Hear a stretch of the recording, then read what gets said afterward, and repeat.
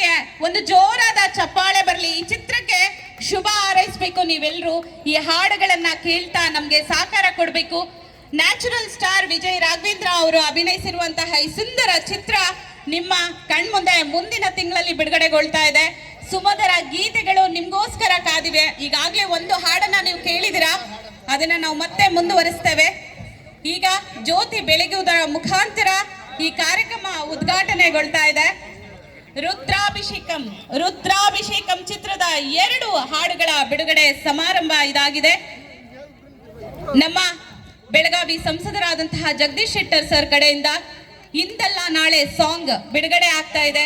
ಈ ಉದ್ಘಾಟನೆ ಕಾರ್ಯಕ್ರಮದ ನಂತರ ಪ್ರಮುಖ ಪಾತ್ರದಲ್ಲಿ ನಾಯಕ ನಟನಾಗಿ ವಿಜಯ್ ರಾಘವೇಂದ್ರ ಸರ್ ಅವರು, ಪ್ರಿಯಾಂಕಾ ತಿಮ್ಮೇಶ್ ಅವರು ನಟಿಯಾಗಿ ಅಭಿನಯಿಸಿದ್ದಾರೆ ಈ ಕಾರ್ಯಕ್ರಮದಲ್ಲಿ.